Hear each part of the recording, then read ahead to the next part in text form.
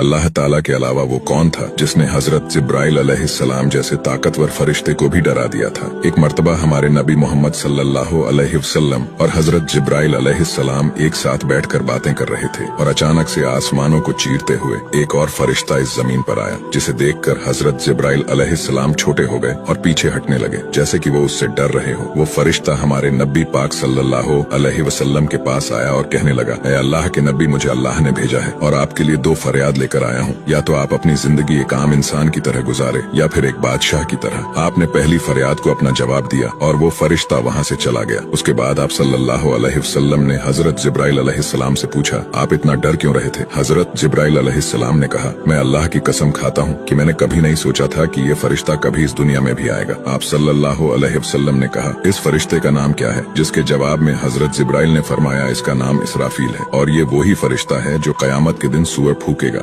हजरत इब्ने उमर रजी अल्लाह अन्हु के मुताबिक जिस दिन हजरत आदम अलैहिस्सलाम को जन्नत से निकाला गया था, उस दिन उनके साथ 3 नाम और भी थे जो जन्नत से निकले थे। हजरत हव्वा अलैहिस्सलाम, इब्लीस और सांप। ये चारों जन्नत से निकले तो एक साथ थे, लेकिन जमीन में इनको बिल्कुल मुख्तलिफ जगह उतारा गया था। इब्ने उमर रजी अल्लाह अन्हु के मुताबिक हव्वा को जद्दा में, सांप को अस्फहान में और इब्लीस को इराक में।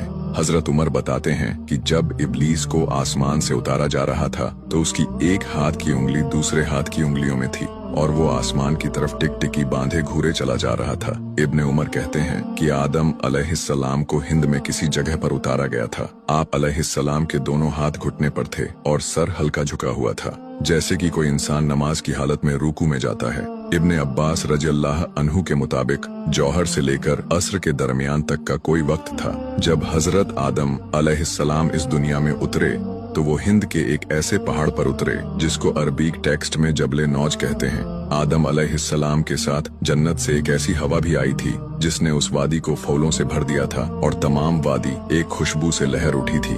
हजरत आदम अलैहिस्सलाम के साथ जन्नत से कुछ और भी चीजें उतरी थीं, जिसमें हजरे अस्वद जो उस वक्त दूध से भी ज्यादा सफेद था। उसके बाद एक जन्नती लकड़ी का असा जो बाद में हजरत मूसा अलैहिस्सलाम के पास भी आया था, और भी कई चीजें जन्नत से आप अलैहिस्सलाम के साथ उतरी थीं। रिवायतों के मुताबिक जिस पहाड़ पर हजरत आदम अलैहिस्सलाम को उतारा गया था, उस वक्त आप अलैहिस्सलाम का कद इतना लंबा था कि आप खड़े होकर फरिश्तों की आवाजें भी सुन लिया करते थे और वो जन्नत की हवा को भी महसूस किया करते थे।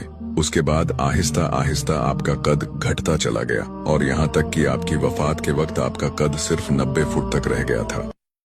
जब हजरत दाऊद अलैहिस्सलाम बनी इजराइल में बादशाह बने तो आपने बड़े अच्छे निजाम के साथ अपनी बादशाहत संभाली। आज से 3000 साल पहले हफ्ते की एक सुबह की जब अभी सूरज तूलू भी नहीं हुआ था, आदम अलैहिस्सलाम से तोहफे में मिली उम्र को मिलाकर 100 साल के होने पर हजरत दाऊद अलैहिस्सलाम अपनी तशबीहात के खातिर अपनी इबादत गाह गए और जब आप वापस आते हैं देखते हैं कि किले के बिल्कुल दरमियान शहन में एक शख्स खड़ा हुआ है। आप बड़े हैरान हुए और पूछा कि तुम कौन हो और बंद दरवाजों में से अंदर कैसे आए?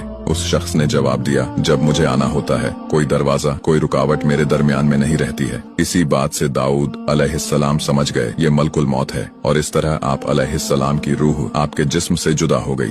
थोड़ी देर बाद जब सूरज निकल आया और धूप उनके जिस्म तक पहुंच गई, उस वक्त उनके बेटों में से एक बेटे ने परिंदों को हुक्म दिया छाव कर ले और तमाम परिंदों ने इस तरह छाया कर ली कि छाव कम और अंधेरा ज्यादा महसूस होने लगा। उस शाम आपके जनाजे में बनी इजराइल के टॉप के 40,000 उलमाओं ने शिरकत की थी, लेकिन आपने एक बात पर गौर किया, उसके एक बेटे ने जैसे ही परिंदों को हुक्म दिया तो परिंदों ने इस कदर छाव कर ली कि दिन की रोशनी कम और रात का अंधेरा ज्यादा महसूस होने लगा। लेकिन कौन